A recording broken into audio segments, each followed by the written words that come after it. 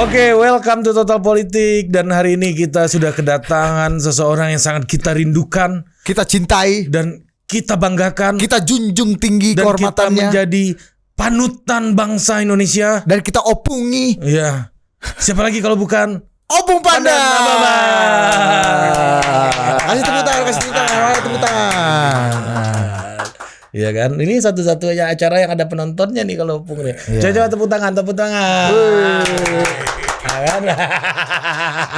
Opung, kasih lihat kamera aja Opung, jangan di TV itu. Suruh juga Opung lihat wajah di TV kan. Diketawain Gus Dur masa. Ampun. Kemana aja kemarin Opung? Opung dicari-cari rakyat di sini nih. Minggu lalu nggak ada Opung. Kan Opung kan. Ya kemarin kan ke Solo. Nah di Solo ada cerita apa Pung kemarin Pung? Waktu ke Siapa Solo. yang Karena saya juga kemarin dari Solo. Ini gue mau cerita sedikit nih pengalaman gue di Solo kemarin. Kawinannya apa namanya? Kaisang. Tentu bukan cerita tentang Jokowi dan Kaisangnya, cerita tentang Opung Panda yang ternyata banyak dibicarakan orang-orang politik di sana. Beberapa politisi senior misalnya Sebut aja. Trimedia Panjaitan, Bambang Susantono, sampai beberapa nama lain yang gua nggak bisa sebutkan lah ya. Itu kalau bicara tuh, waduh mana berani kita lawan Opung Panda. Ada anak-anak muda Opung yang jagoan-jagoan startup di Google, top digital tech person lah. Itu sampai membahas Opung Panda, cerita soal dendam kekuasaan dengan sangat detail. Artinya Opung ini dibicarakan sekarang cerita-ceritanya. Itu ceritaku dari Solo tentang itu Opung Panda. oleh-olehnya ternyata nyampe Solo orang nanya Opung juga. Iya nggak ada nanya Total Politik apa Ari nggak ada nanya Opung. Iya kan? Dan orang manggil udah Opung bos. Iya. Apa rencana Opung habis ini? Jangan lu tanya rencana Opung, rencana gue lu tanya. Ini mau tutup apa enggak nih channel? Nah, silakan Opung ada cerita apa dari Solo? Ada yang digatotkan enggak di Solo? Oh iya, ada yang digatotkan enggak di Solo? Nah, kalau saya lihat kasih dekat dulu Opung. Kalau saya lihat terus terang acara itu sangat kultural lah. Artinya kultural dalam arti kata kental budayanya. Kental itunya, dari aksesorinya, dari hiasannya, dari konfigurasi perhiasannya, baik pengantin maupun lingkungan dan apanya, saya terkesan gitu loh. Dan kebetulan Solo ini mempunyai memori ke saya, dalam arti kata 100 tahun yang lalu, bapakku itu di Solo, 5 tahun sekolah guru. Jadi Solo itu punya memori yang kuat di kita. Waktu zaman anak-anak cerita apa-apa, Solo itu begini, Solo itu begini. Dan di bukuku juga ada ketulis itu. Gimana? Nah, Baban senior ini ya. Iya. Ada yang lebih senior ternyata. Jadi dia dulu 1 bulan dari si borong-borong mengapakan lewati Prapat dan Toba itu 1 minggu, terus tembus ke Siantar, kota terbesar di Medan. Dari Siantar dia naik kereta api ke Medan. Dari situ, dari Medan Belawan naik kapal, masih kapal uap waktu itu. Naik kapal ke Tanjung Priok, dari Tanjung Priok naik kereta api ke Solo. Gitu. Jadi begitu ke Solo itu ada memori. Oh bapakku dulu ini, bapakku di sini, bapakku situ, kan? Yang menarik dari cerita orang tua aku waktu di Solo, Raja Jawa ini liwat Mangkunegaran nih. Jadi seluruh yang di jalan-jalan itu disuruh jongkok semua sama opas polisi. Dia nggak mau duduk, nggak mau jongkok, didatangin. Kenapa?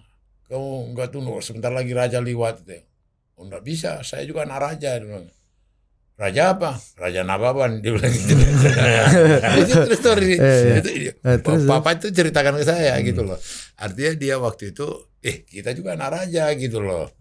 Kita juga anak raja. Nah kemarin itu kuliah terus terang aja ya apa yang mengharukan saya, kulihat mimiknya, wajahnya Jokowi capek betul. Artinya itu kan berjam-jam dia harus salaman. Ya kan berapa gelombang itu. Saya kena yang malam. Ya kan pagi siang kan ada juga satu babak berapa ribu orang gitu. Ini berapa ribu. yang ku dengar tuh sampai 6.000 apa ya, yang ini gitu. Antri nggak Opung? Lama? Antri lumayan, ya cukup lama lah antri gitu. Tetapi apa ya, kesan itu menikmati apa atraksi budaya gitu loh. Jadi apa itu pakaiannya, penampilannya, kelenengannya, ininya gitu loh. Dan itu di istana ya Bu, di istana raja kan, di Pura Mangkunegaran. Ya kalau kita mengambil padanan istana, sebenarnya kedudukan Jokowi sebagai presiden juga bisa dikatakan levelnya sudah level ini.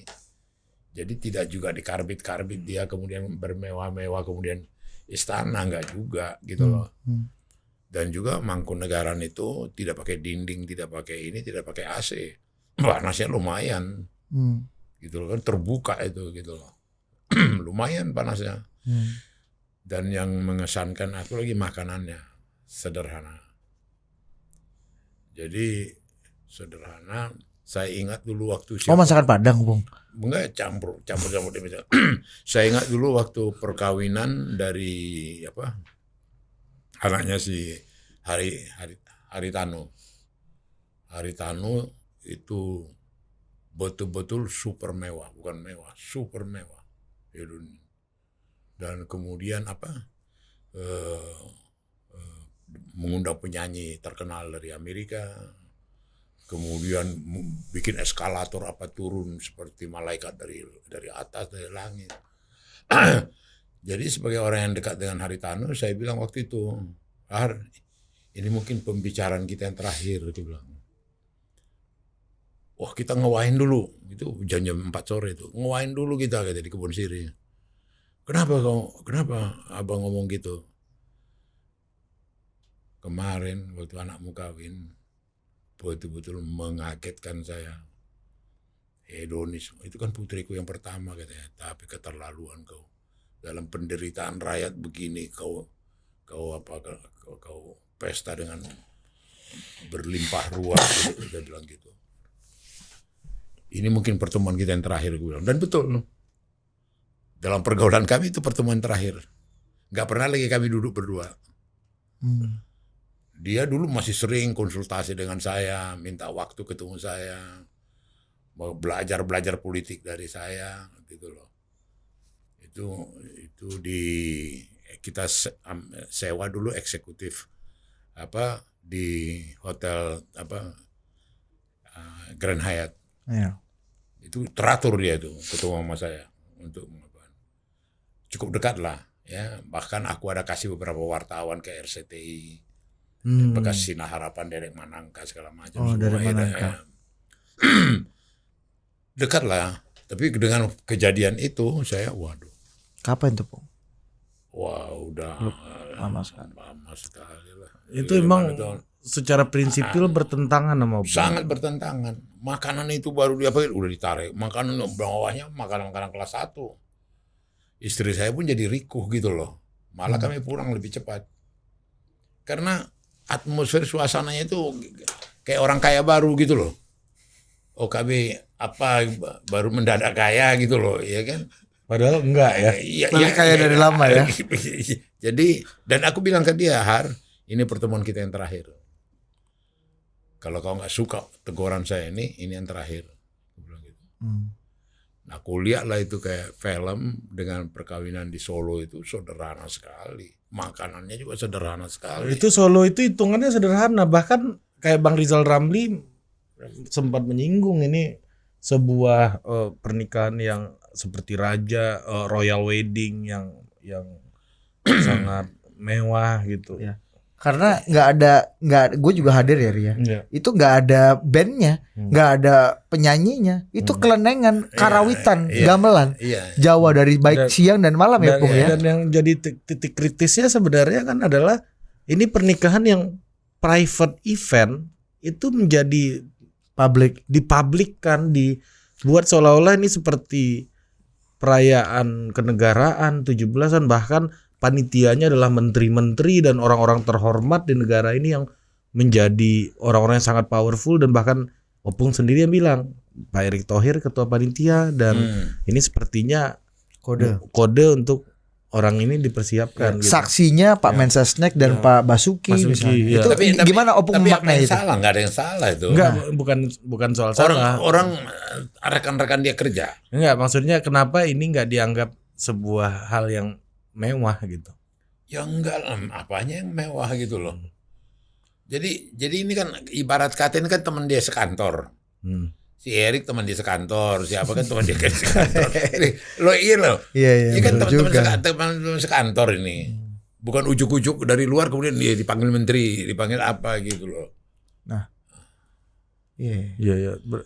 Berarti memang dalam penyelenggaraannya biasa aja. Iya. Maka aku lihat pakai belangkon Tito, Mahfud pakai belangkon, siapa pakai belangkon.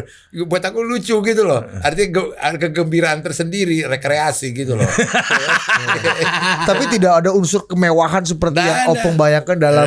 Harusnya Pak Jokowi pun bisa seperti bisa yang lain gitu ya. Bisa. Aku bilang sederhana sekali apanya. Dan itu kan makanan itu kan kita antre-antre ngambil sendiri. Bukan dilayani kita. Semua termasuk menteri, termasuk si Basuki lah, termasuk siapa lah. Antri juga, Bu. Iya, ambil nasi sendiri, apa sendiri gitu loh. Bukan disuguh-suguhin. Ya betul-betul suasana apa lah. Nah, Opung kan ini nggak pertama kali datang ke nikahan anaknya presiden. Iya. Presiden sebelumnya mungkin juga, atau anak presiden sebelumnya juga ada perbedaan nggak? Termasuk Pak Harto gitu misalnya dulu. Oh, nggak pernah saya anaknya Pak Harto, nggak pernah. Nggak pernah. Anak Ibu Mega? Apa? Anak Soekarno Opung datang nggak? Datang biasa juga. Enggak ini kan juga, kawan bos, bukan Soekarno kan.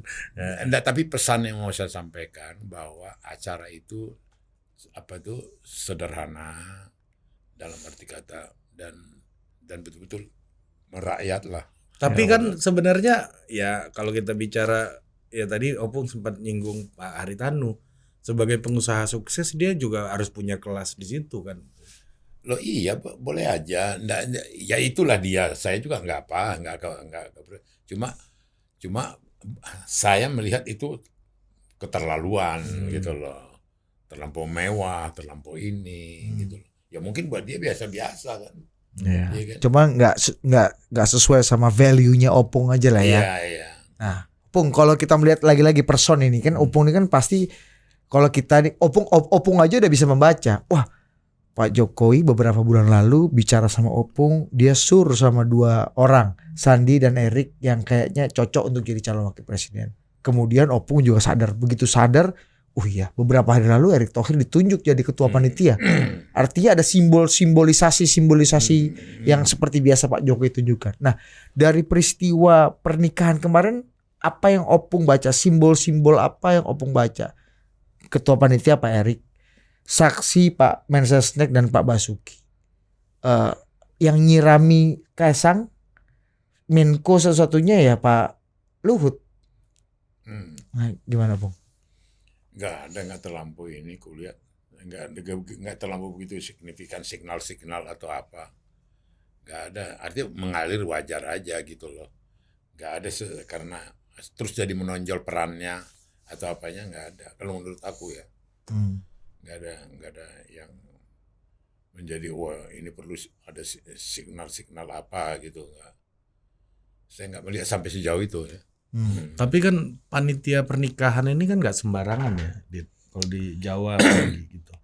Ya memang, kalau dari segi itu betul. Memang orang dalam banget. Artinya kan kalau kita mengenal istilah dulu Sarwono pernah cerita, Pak Sarwono itu ada orang dalam, ada ya menterinya Pak Harto aja gitu. Ada menteri, ada orang dalam. Orang dalam itu kalau dipanggil ke Cendana lewat dari jam 8 malam. Itu kata Pak Sarwono gitu kan.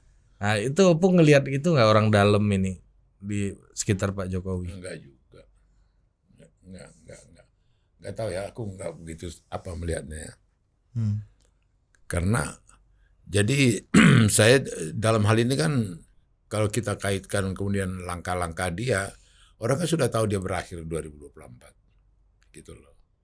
Maka saya tidak setuju lemdak katanya itu paling enggak sependapat saya. Karena apa?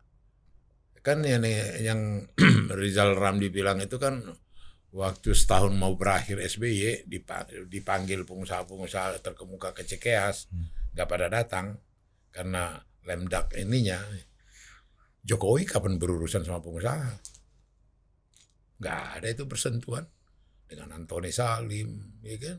Dengan si Prayogo Pangestu atau dengan siapa? Nggak ada dia.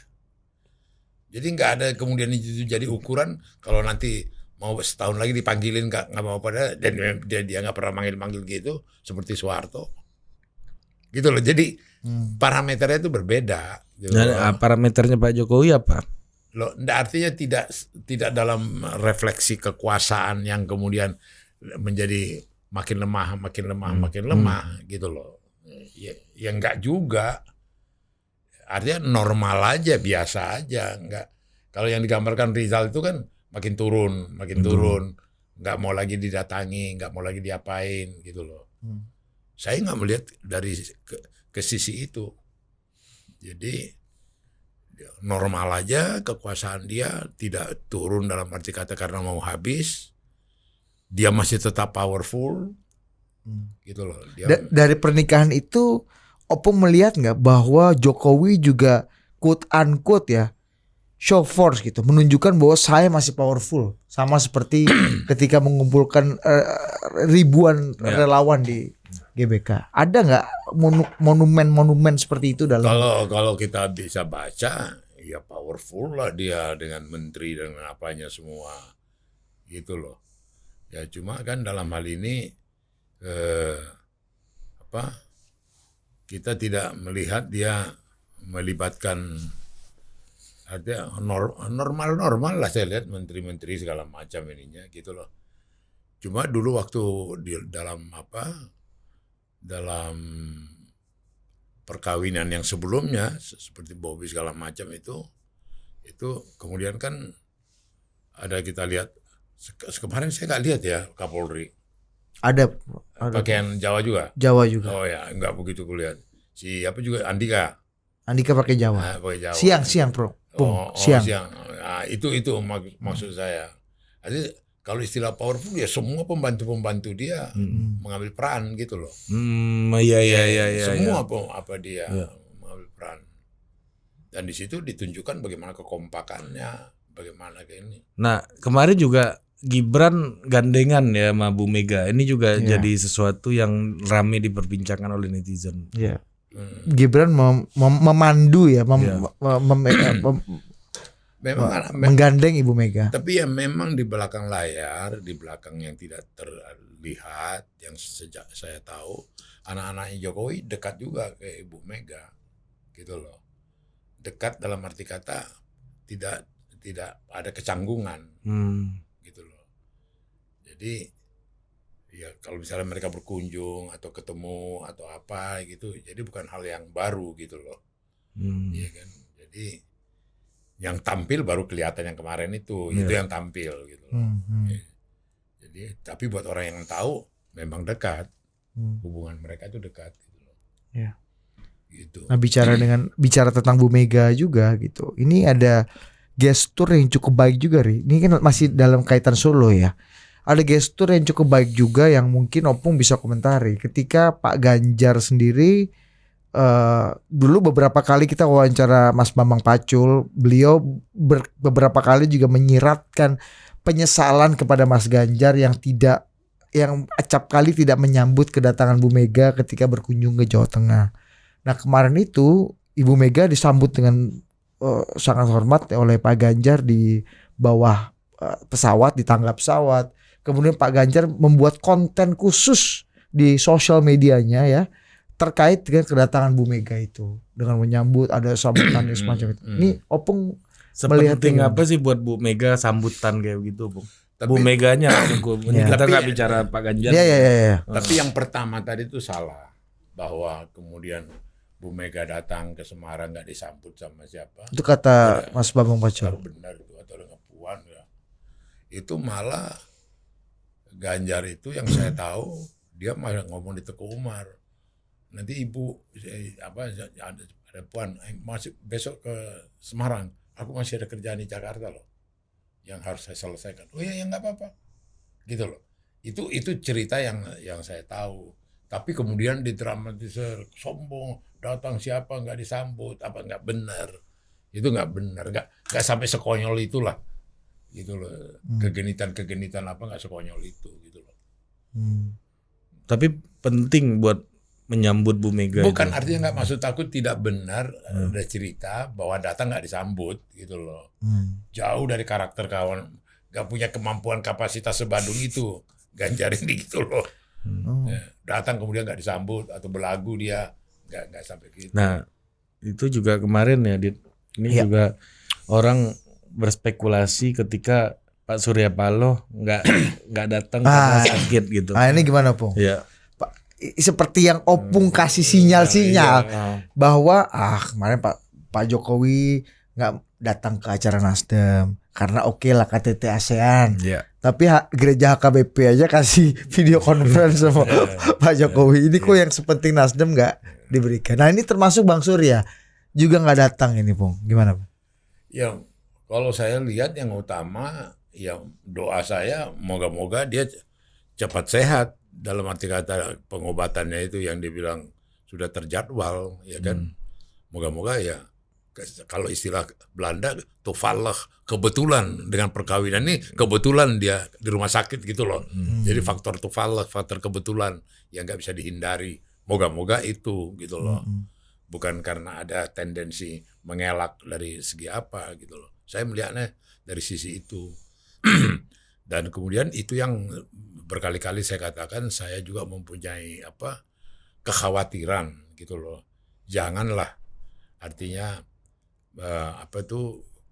timbul ketidakcocokan, timbul ketidaksesuaian. Karena aku tahu sebelumnya ini kan kompak. Sebelumnya ini kan bahu-membahu waktu awal mengapakan Jokowi gitu loh. Itu aja dari saya. Tapi bisa jadi Pak Jokowi ya seperti Opung bilang mungkin yang seperti video aja nggak dikirim kan nggak ada di acara Nasdem, bisa jadi nggak kemungkinan Ya, kalau spekulasi orang kalau Pak Surya nggak diundang Karena benang merahnya terus berjalan Pung. ya kalau sebenarnya pikiran sederhana itu kan cuma cerita 10-15 menit di kamar di waktu di G20 itu. Tim teknisnya jagoannya tak terus direkam terus kirim. Itu kan bukan barang yang sulit. ya. Kalau mau Untuk level presiden. iya kan Dan level partai sepenting Nasdem yang udah dari awal. Ini kan tidak dia kirim gitu loh.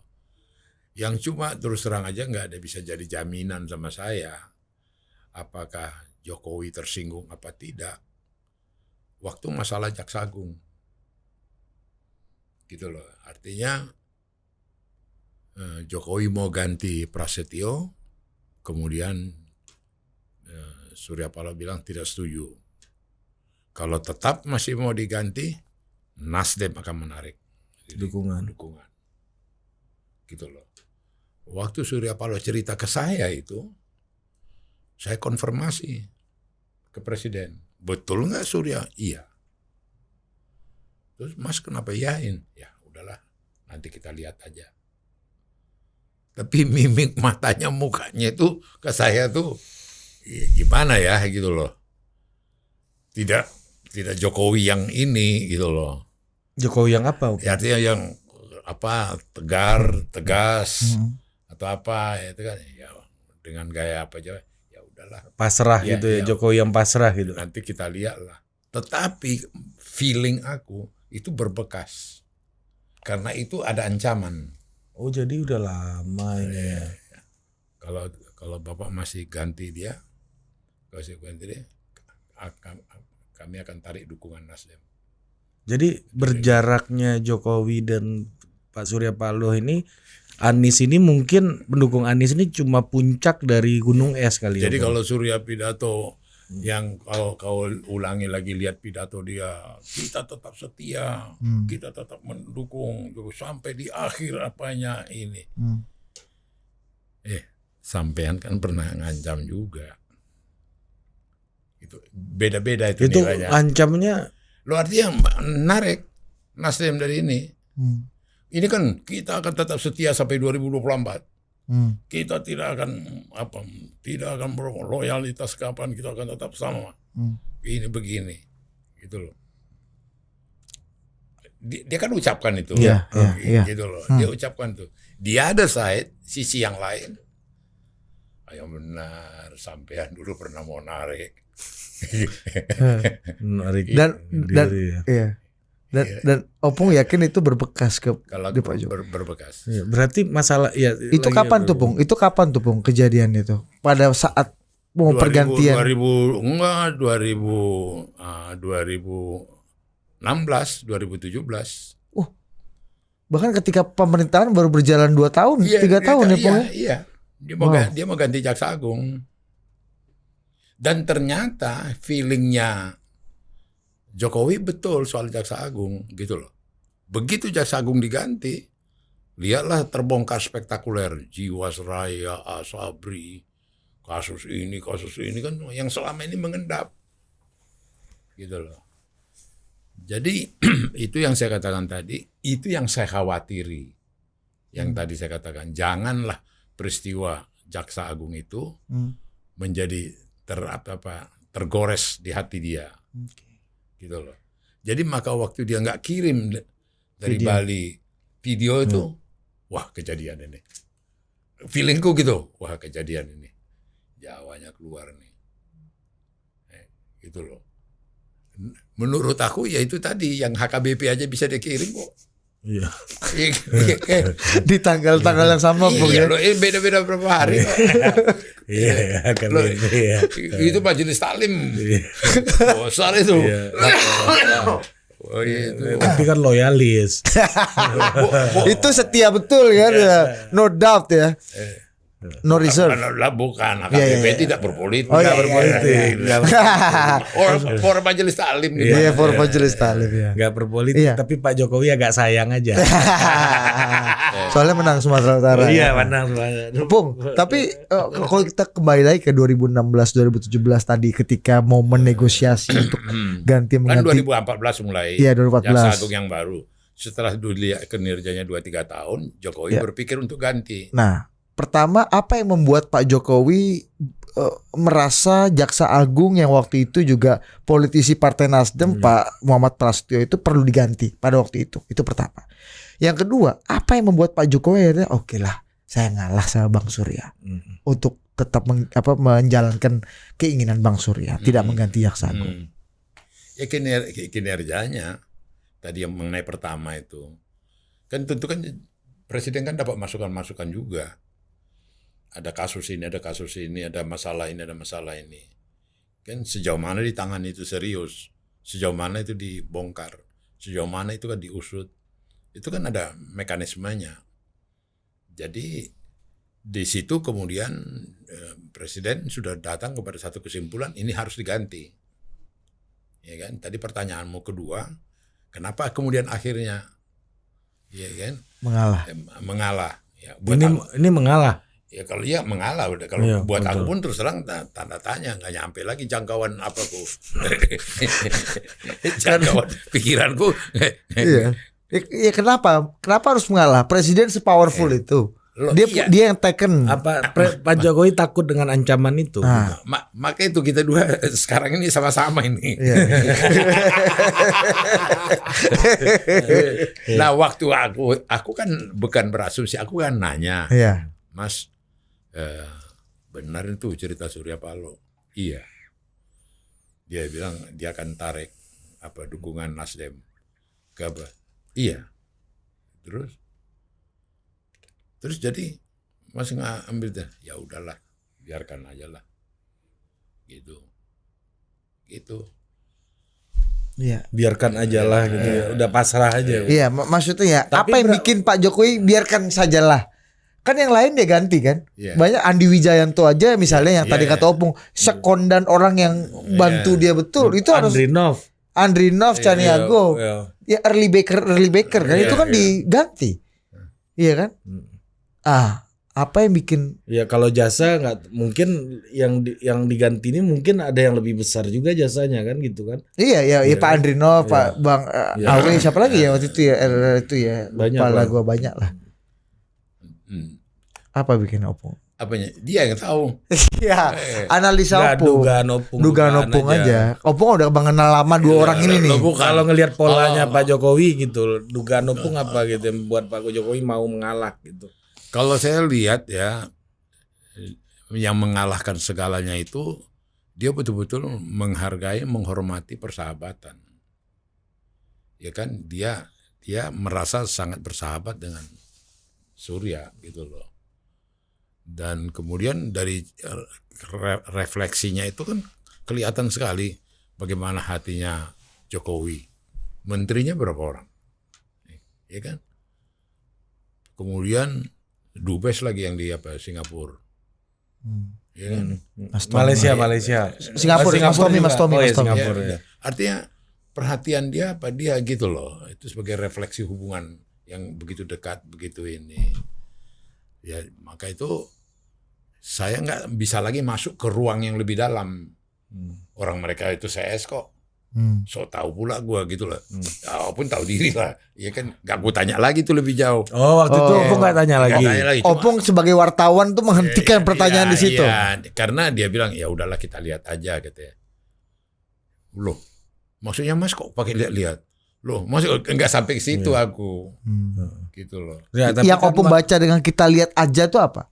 Someday akan kubalas atau aku akan bikin perhitungan nanti atau apa? Mau apa? Bisa aja kau ya.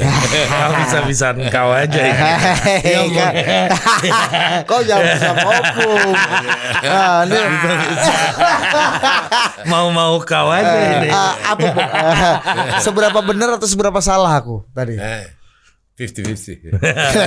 Nggak, kalau ngelihat pola ya, Pak Jokowi kan Opung bilang nggak mau merusak persahabatan gitu. Ya, apa batasnya bagi Pak Jokowi soal persahabatan tuh kalau lihat pola? Tapi gini ya, kalau saya lihat nih dia beli ini permainan. Lo mau nyanyi kau apa? Ininya ini apa gitu loh, ininya. Nah, sekarang sebenarnya dengan tindakan Jaksa Agung yang sekarang Burhanuddin itu sudah declare membuktikan benar kan? Gitu loh. Setelah jadi ini. Itu kan nggak pakai teori-teori. Jaksa Agung yang sekarang sudah membuktikan kinerja dia, pekerjaan dia betul-betul spektakuler. Gitu loh. Dan ini yang terakhir ini lagi yang soal apa itu lahan dan segala macam yang berapa sampai triliun segala macam. Artinya kekhawatirannya terhadap kinerja Jaksa Agung pada waktu itu sehingga Jokowi berpikir untuk mengganti itu otentik. Akurat. Ya, gitu. Secara kinerja ini kena nih gitu. Tapi kemudian Surya datang. Pak Presiden, kalau Pak Presiden itu diganti, kami menarik diri. Nasdem menarik diri. Itu kan shock juga kawan. Mungkin yang pertama di antara semuanya. Iya kan shock juga gitu loh, terkaget juga dari sahabat yang terdekat.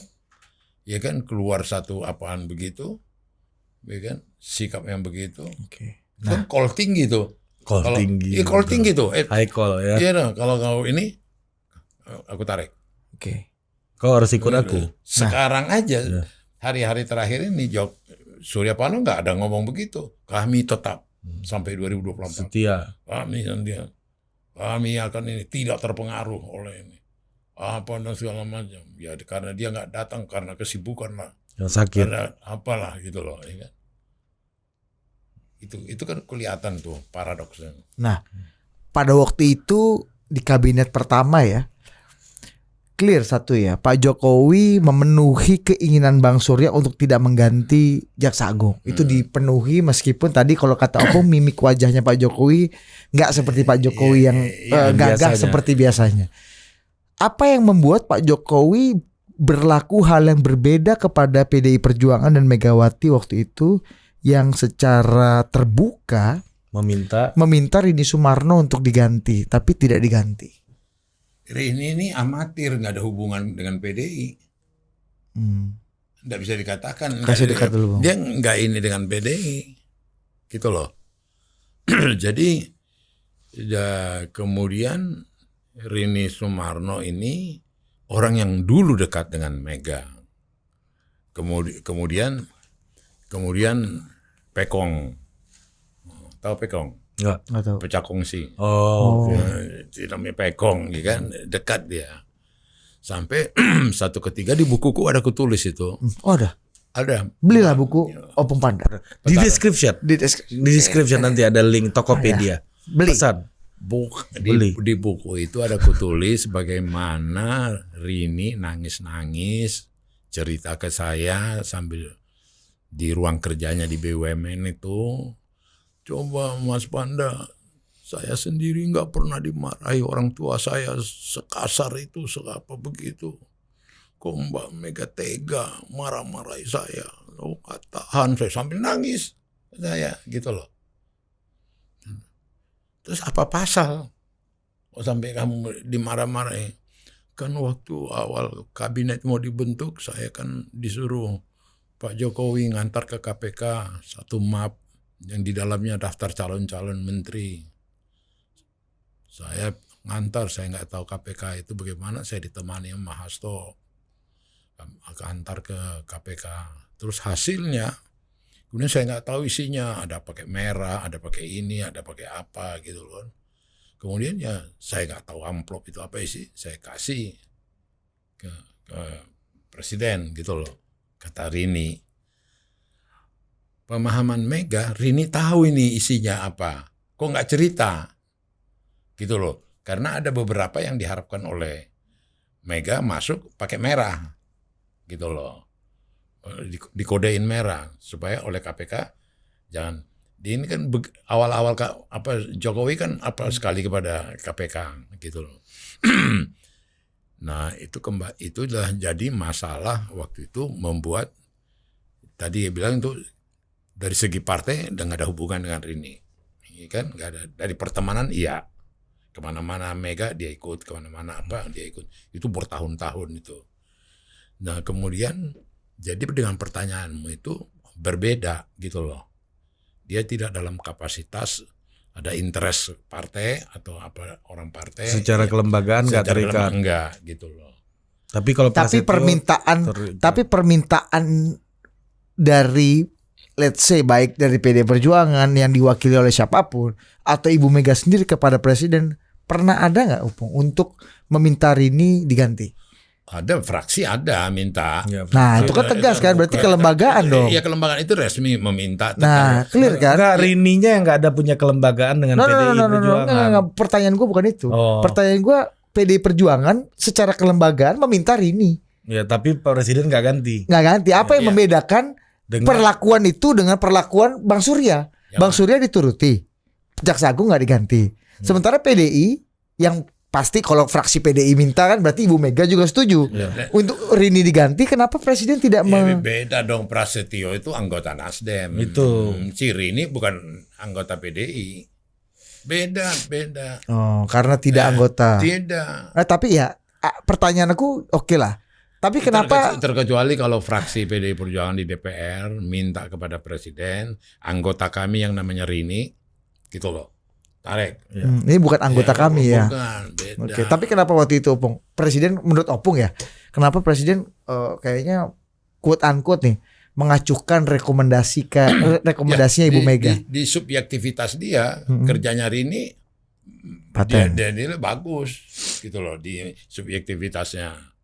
Itu kelihatan itu dia mendampingi presiden atau ke daerah kemana itu kelihatan tuh gitu loh.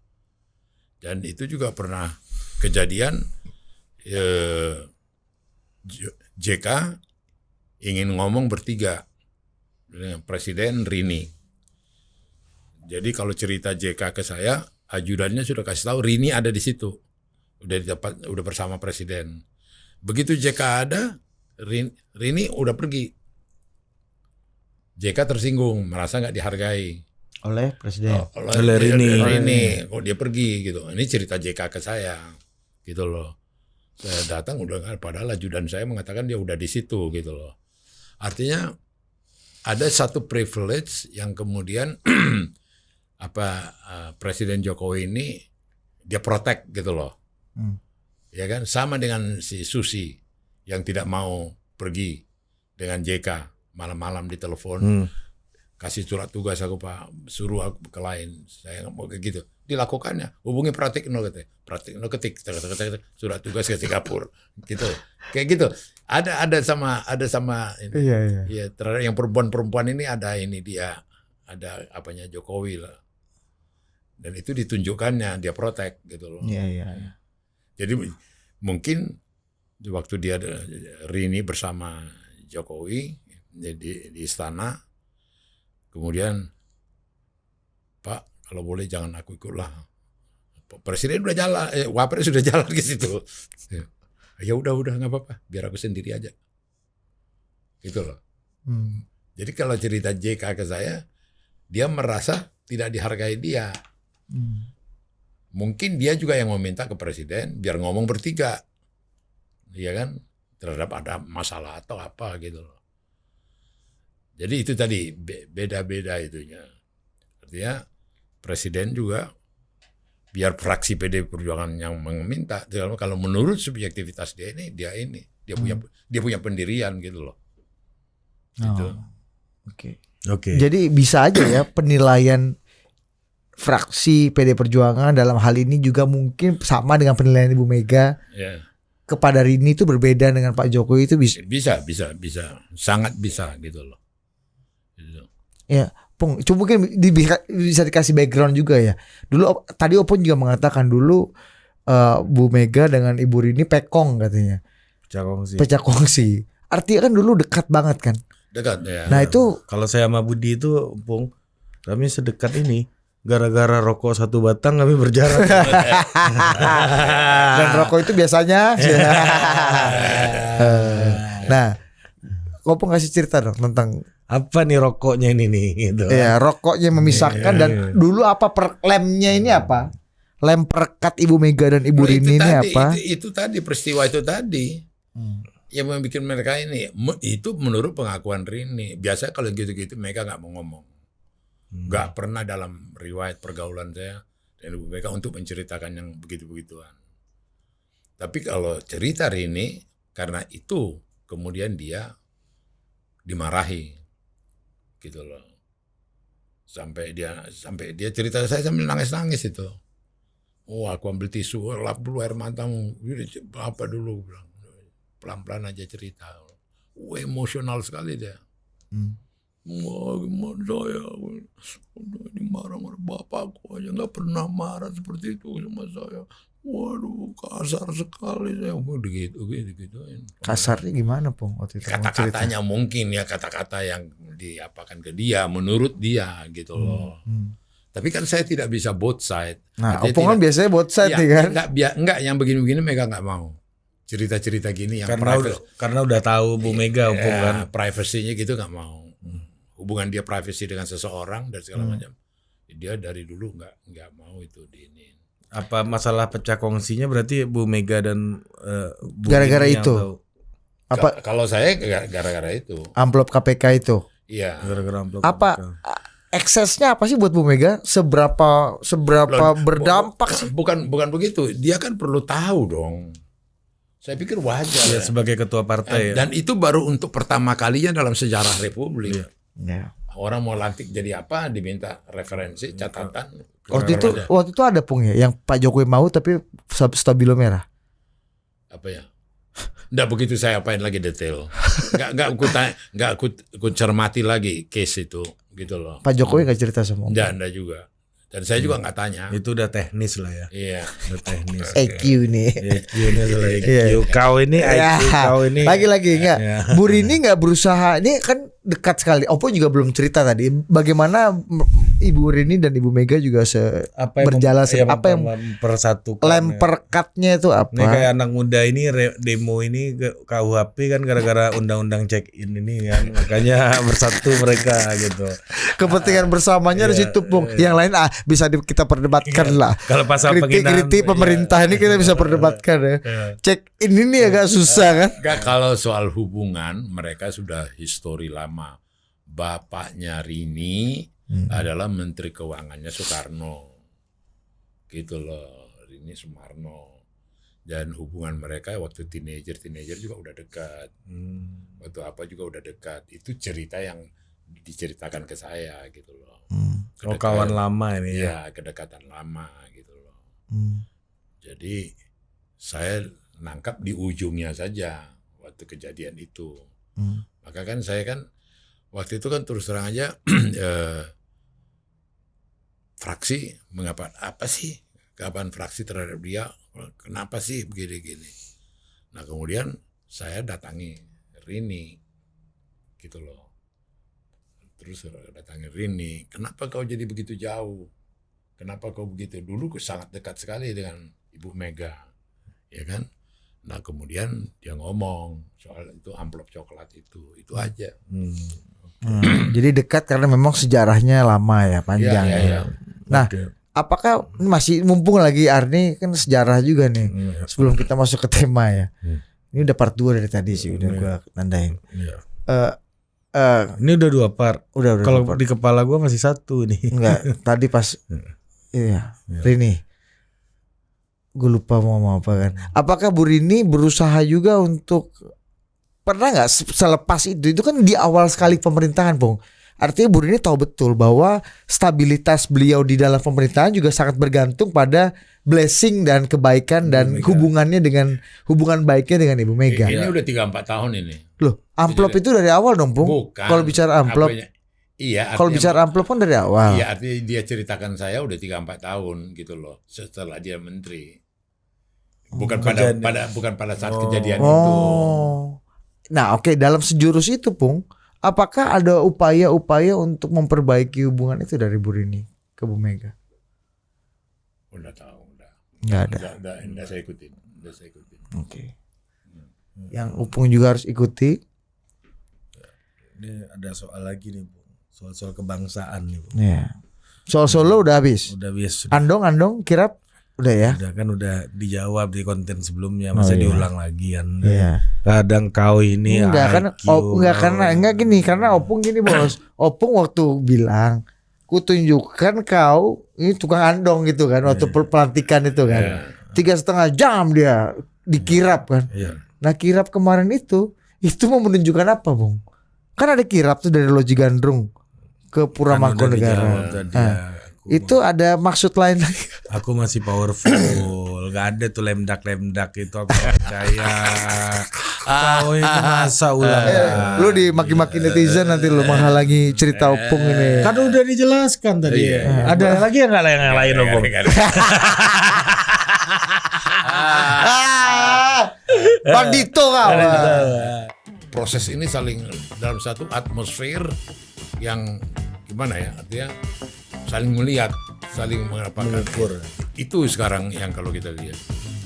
Dan kemudian menurut pendapat saya hampir tidak tertarik membicarakan ditunda 21.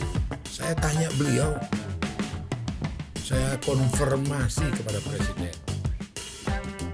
Dia terpikir pun tidak. Gitu loh. Untuk memperpanjang, dirangkul saya tapi digapain gitu. Jadi bukan asal rangkul happy begitu. Lu jadi pembantu. Jokowi punya kemampuan itu, Bu. Oh iya. Pak Bamsud rangkul tekuk apa bukan? Enggak ada. Siapa yang merangkul, siapa yang menekuk. Enggak usah dilakukan, itu udah kejadian. Mana yang injak atau rangkul tekuk yang efeknya itu cedera permanen loh, Bung.